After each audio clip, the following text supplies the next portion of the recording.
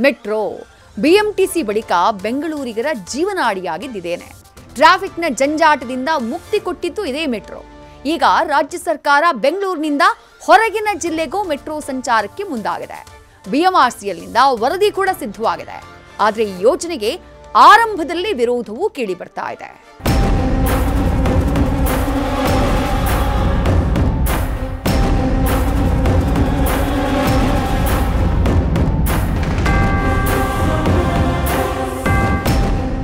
ಬೆಂಗಳೂರಿನ ಹೊರಗೂ ಮೆಟ್ರೋ ಸಂಚಾರ plan ready. Bengaluru to Tumakuru ನಮ್ಮ ಮೆಟ್ರೋ ವಿಸ್ತರಣೆ.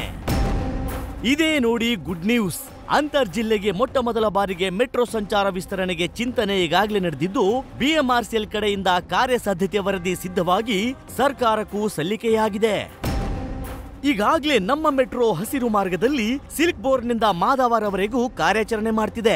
ಮೊದಲೇ ನೆಲಮಂಗಲಕ್ಕೆ ವಿಸ್ತರಣೆ ಮಾಡುವ ಬಗ್ಗೆ ಪ್ರಸ್ತಾವನೆ ಇತ್ತು. ಆದ್ರೆ ಈಗ ನೆಲಮಂಗಲ ದಾಟಿ ತುಮಕೂರು ಜಿಲ್ಲೆಗೂ ನಮ್ಮ ಮೆಟ್ರೋ ವಿಸ್ತರಿಸಲು ತೀರ್ಮಾನಿಸಿದ್ದು, ಶಿರಾ ಗೇಟ್ ವರೆಗೂ ಮೆಟ್ರೋ ಮಾಡುವ ಕುರಿತು ರಿಪೋರ್ಟ್ ಸಿದ್ಧವಾಗಿದೆ. ವರದಿಯ ಪ್ರಕಾರ ಬೆಂಗಳೂರಿನಿಂದ ತುಮಕೂರು ಮಾರ್ಗದಲ್ಲಿ 58 ಕಿಲೋಮೀಟರ್ ಯೋಜನೆ ಹೊಂದಿದ್ದು, ಒಟ್ಟು 25 ಎತ್ತರದ ಮೆಟ್ರೋ ನಿಲ್ದಾಣಗಳನ್ನ ಗುರುತು ಮಾಡಲಾಗಿದೆ.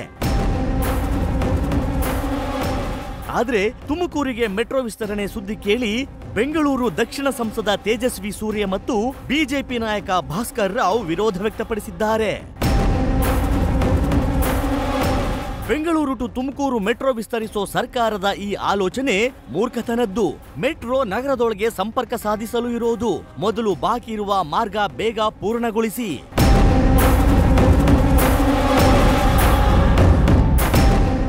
ಈ ಸರ್ಕಾರಕ್ಕೆ ಮೆಟ್ರೋ ಅಂದ್ರೇನು, ಸಬರ್ಬನ್, ಇಂಟರ್ಸಿಟಿ ರೈಲು, ಲಾಂಗ್ ಡಿಸ್ಟೆನ್ಸ್ ರೈಲು ಅಂದ್ರೇನು ಅಂತ ಯಾರಾದ್ರೂ ಅರ್ಥ ತಿಳಿಸಿ. ಈಗ ಮೆಟ್ರೋ ವಿಸ್ತರಣೆಗೆ ವಿಜಯಪುರ, ಚಿತ್ತಾಪುರ, ಬೆಳಗಾವಿಯಿಂದಲೂ ಬರುತ್ತೆ.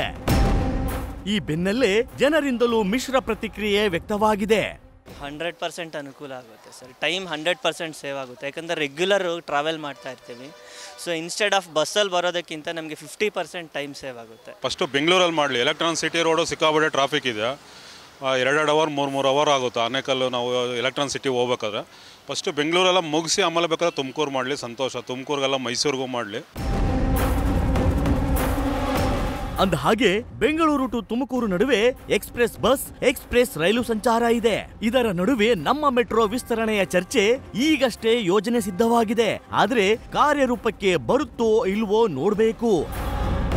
Bharat Krishnappa, news first, Bengaluru. News first ನಿರ್ಭೀತಿಯಿಂದ ನಿಮ್ಮ ಪರವಾಗಿ.